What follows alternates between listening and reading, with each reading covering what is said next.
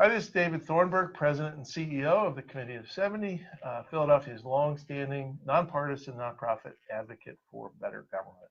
We have a primary election coming up May 21st, a week from Tuesday, and a lot of folks running for office, 28 at last count, running for council at large, district council, mayor, registrar of wills, county commissioners, judges, a full slate. The way we look at it when people run for office, it's a job interview, and the voters are ultimately the hiring committee. So in that spirit, we've been talking to a lot of candidates and trying to do some of your homework for you. Today, we are joined by Lauren Vidas, who is a candidate for the 3rd Councilmanic District. Second. And the 2nd The Councilmanic 2nd district. Right. Oh, my bad. For the 2nd Councilmanic District. And we're going to talk to Lauren a little bit about her past, present, and what she hopes to be her future. So thanks for joining us as a candidate for the 2nd Councilmanic District. Second in name only, first in my heart. Okay. Well, let's start where every job interview starts, which is tell us a little bit about yourself and why you want this job. Sure. My name is Lauren Vidas. I'm running as a Democrat for the 2nd Councilmanic District. I am a recovering lawyer by trade with a significant amount of both government experience and private sector experience. I served as a legislative aide in city council. I served as an assistant finance director in the Nutter administration. I worked on the Obama campaign as his voter protection director. And then I did a number of years in government relations, most recently with the firm Public Financial Management. So I bring a unique mix of both public service experience as well as that private sector experience, particularly public finance, which is how cities, states, local governments raise and spend their money. Yep. And then why do you want the job? Because I think we as Philadelphians need to expect more and demand better from our leadership. I don't think our leaders are serving the city well. I think you can just, all it takes is just walking down the street and you see that we have potholes that are swallowing SEPTA buses now. I used to joke that they were swallowing cars, but they've been upgraded to swallowing entire buses. Right. You have, our streets are still filthy. Our crime rate is skyrocketing. Our property taxes are skyrocketing, and our budget has increased $1 billion in 4 years, which is really remarkable. Given just how much, to put that in perspective, the entire city budget when Mayor Kenny took over was $4 billion, and now we're $5 billion. So this isn't $1 billion in a $20 billion budget. This is $1 billion in a $4 billion Right. budget. And I don't think people on city council, most folks on city council, particularly the incumbent that I'm running against, are actually holding departments or holding the administration or holding city council accountable for these changes. You hear the streets department, they had their budget hearing last week or the week before. I think only 2 or 3 members showed up. So talk about, so you're running for a district council seat. What's the particular role that a district council person plays in, as one of 17 city council members in terms of charting a course for the city?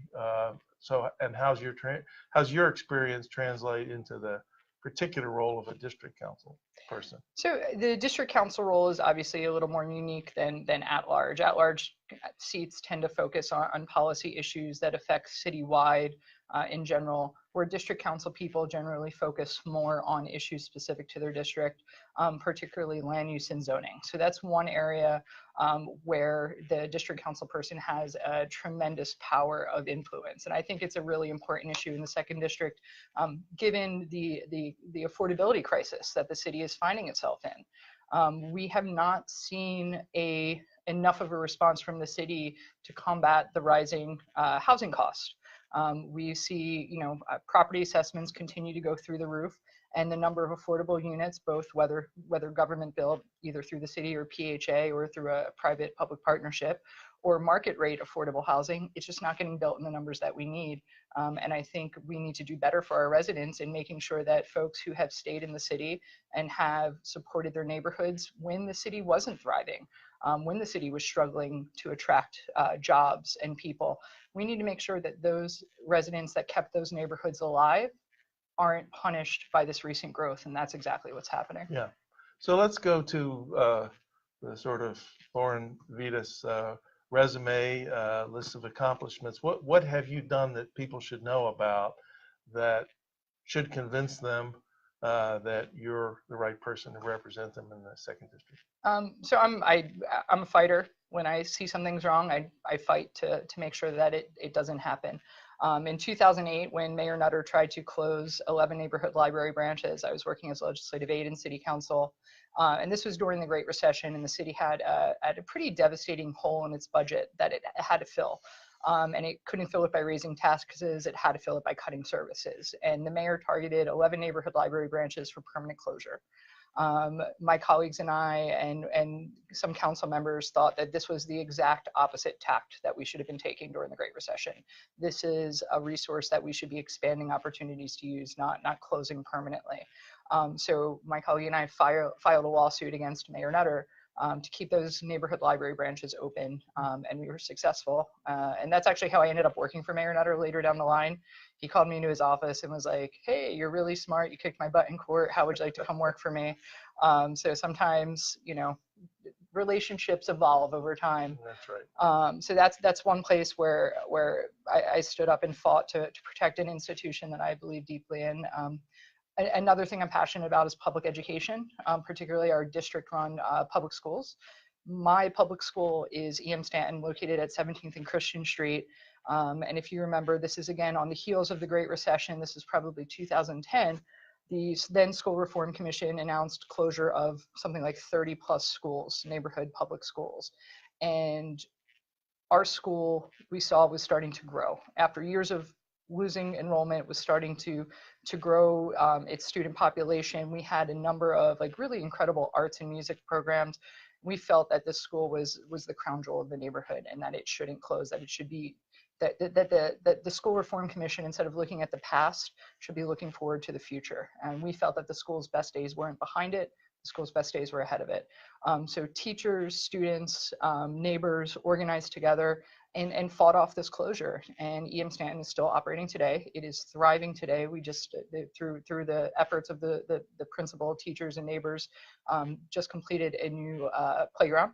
And I still volunteer at that school. I teach civics once a month to a group of 7th graders.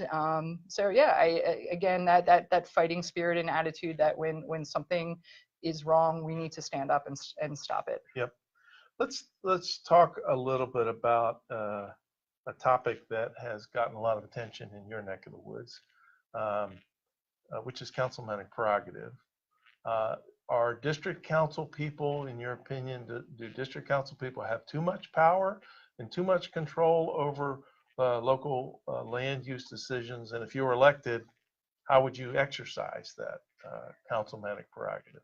Yeah, I think, yes, councilmanic prerogative has run amok in city council. I think that the role of a council person should obviously include input, should allow for them to represent the needs and desires of the community.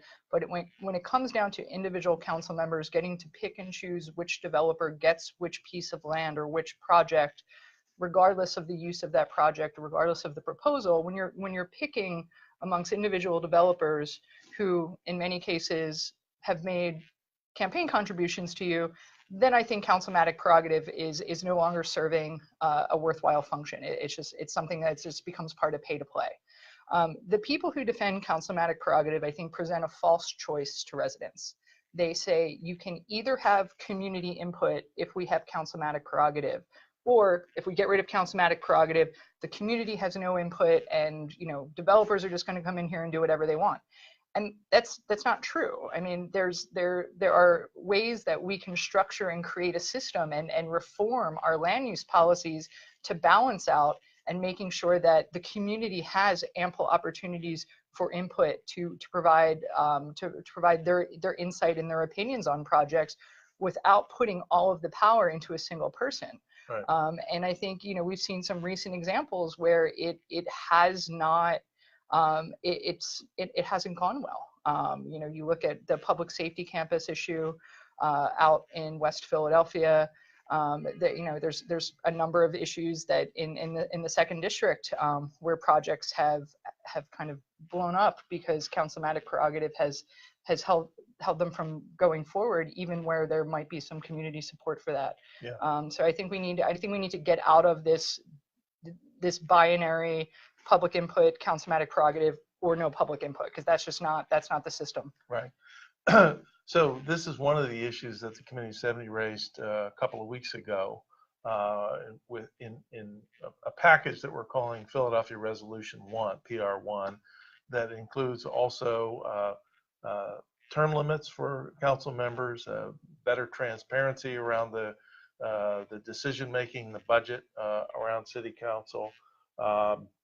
The involving citizens and redistricting will be drawing. If you were to get elected, by law, we have to redraw council districts again. I've worked on redistricting Yep. in the mayor's office. So talk to us about that package of issues and what you think is important. You know, we're just trying to start the conversation around some things that we think are important. But yeah, I'm fully supportive of everything that you just listed. I think the problem, unfortunately, the problem is the people who are making the rules are making them in a way to make it easier for them to stay in power and maintain their authority. And I don't think that's unique to Philadelphia. I think that is any elected body tends to create rules and systems that are protectionist.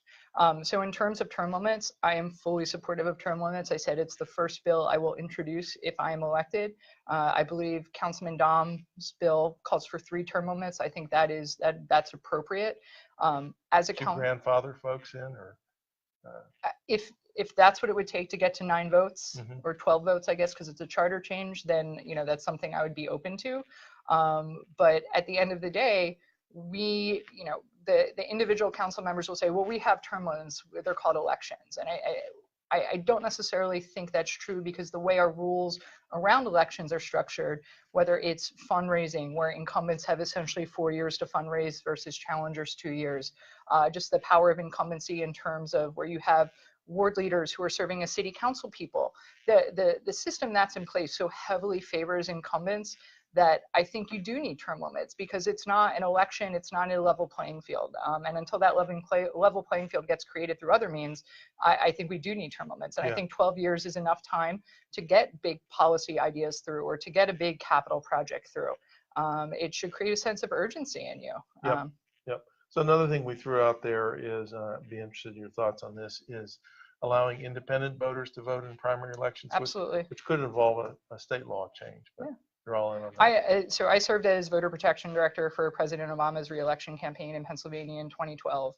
And what I learned, basically, because I was working with my counterparts all across the country, and each of us had, as you said, their state laws, what I learned was how restrictive Pennsylvania laws are vis-a-vis the rest of the nation. We are so behind the times. We don't have early voting. Our absentee ballot requirements are pretty arduous. We need to give everybody the opportunity to vote, and make it as easy as possible for them to do it. And I think by requiring people to be registered to a party, particularly now where people are so turned off by the partisanship that they see going on. You've seen a huge uptick in independence. I think it's really important that those folks have a voice in primaries. So I would be fully supportive and on board with lobbying the General Assembly to make sure that happens. Okay, good. Well, we're tracking that closely. How about the way council works as a body, deals with its budget, transparency, and kind of its proceedings, those kinds of things? Council's their motto when it comes to themselves versus other departments is do as I say, not as I do. They don't allow for a budget hearing on their own budget, and I don't think most people realize that council budget's pretty large. I think it's last time I looked, it was around $17 million, which is not chump change. Yeah. And the fact that they are the only department or agency that doesn't have to answer on how it spends that money. And they just say, oh, you can just look at the budget book. That's not the same. That doesn't take the place of having a public hearing on it. So I'm fully supportive of opening up City Council's budget books to the public. The other thing I'd like to see, City Council meets at 10 a.m. on Thursdays. Well, they say they meet at 10 a.m. on Thursdays. They usually don't start until a little bit later. And then in all of my years observing City Council, I lost track of the number of people that I sat next to that came out to testify as part of public comment. And they took off the morning from work, and they had to go back after lunch, and they get there, they say, I've been here since 10 a.m. When does it start? I said, soon. And by the time city council gets in, by the time they finish the pomp and circumstance of the resolutions, the folks that came to publicly speak have to go back to work. And they've missed that opportunity to communicate with their legislators. And for those that did get to stick around, you see a lot of council people on their phones. The public gets 3 minutes to speak, and council members are playing around on their phones. And the public they feel really disrespected by that. I would like to see city council Probably won't come back. Probably won't come back. I'd like to see city council sessions happen in the evenings so that more people can come without having to take off work. A lot of other cities, it's common. It's interesting, if you looked at, there's 238 municipalities in the region. Are all of them smaller? And I would bet you almost all of their meetings happen at night. Yeah, and I think probably one of the reasons that happens is that it's not considered, the legislative body is not considered a full-time job. People are out, the legislators have to work and then have to come in. Right. So I think we should extend the same courtesy to the public. Good. Lauren Vidas, thanks for joining us. Thank you. Again, we have a primary election coming up May 21st. So now's the time to make a plan to vote. Encourage your friends and your family and your neighbors, anyone, to make a plan to vote. If you want to know more, you can look at this and other videos that we have on Facebook Live and also our YouTube channel. Also visit our world-class voter guide at c70.org. Download the We Vote app, which you can put on your phone and then have everything in the palm of your hand that you need to be a super voter. So thanks again. Thank you. And we'll see you at the polls.